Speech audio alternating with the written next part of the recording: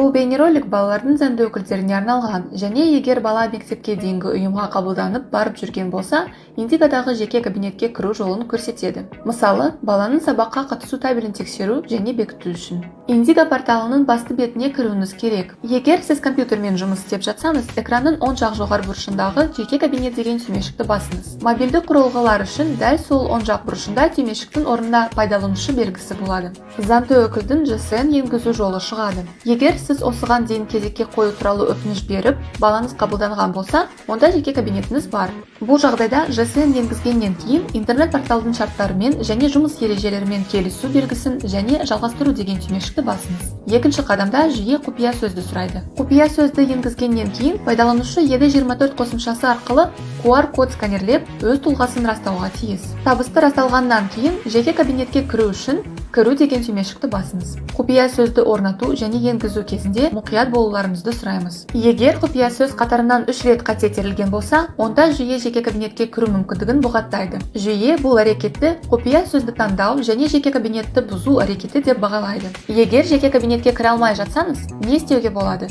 Бұл қандай жағдайларда орын алуы мүмкін? Бұның екі жағдайы болуы мүмкін. Бірінші жағдай: баланың жеке ісінде заңды өкіл ретінде сіздің GSM-іңіз жоқ. Мысалы, әкесінің GSM тіркелген, ал жеке кабинетке анасы кіргісі келіп отыр. Бұл жағдайда жүйе сізге келесі қатені шығарып береді.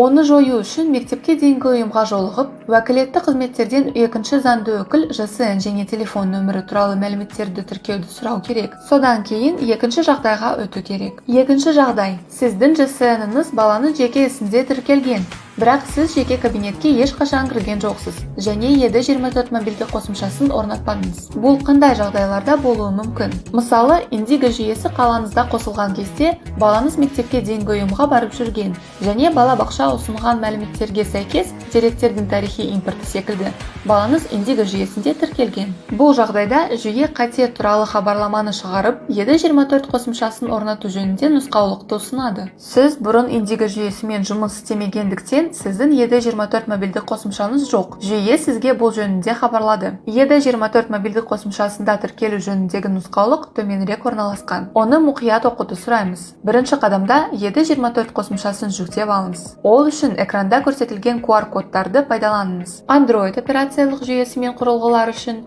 және iOS операциялық жүйесімен құрылғылар үшін.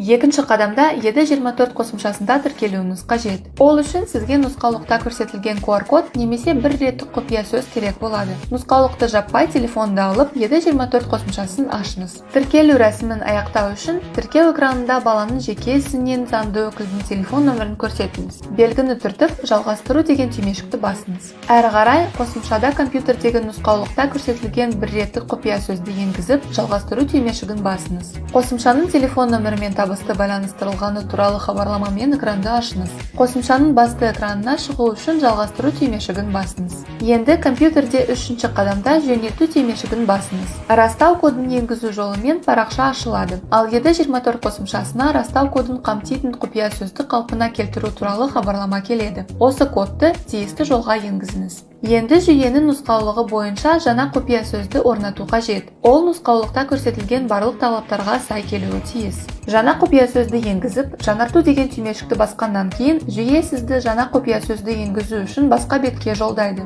Оны тиісті жолға енгізіңіз. Кіру деген түймешік шығу үшін тұлғаңызды растауыңыз керек. Ол үшін Ed24 қосымшасын ашып, парақшада көрсетілген QR кодты сканерлеңіз. Тұлғаңыз расталғаннан кейін кіру түймешігін басып, жеке кабинеттің қызметтерін пайдалана аласыз. Жеке кабинетке кірген кезде жүйе ұсынатын нұсқаулықты әрқашан мұқият оқуды сұраймыз. Қажет болған жағдайда техникалық қолдау қызметіне жұмыс уақытында дүйсенбіден жұмаға дейін сағат 9:00-ден бастап 18:00-ге дейін жолығуға болады. Егер жұмыс уақытында чат іске қосылмаған болса, парақшаны жаңарту қажет.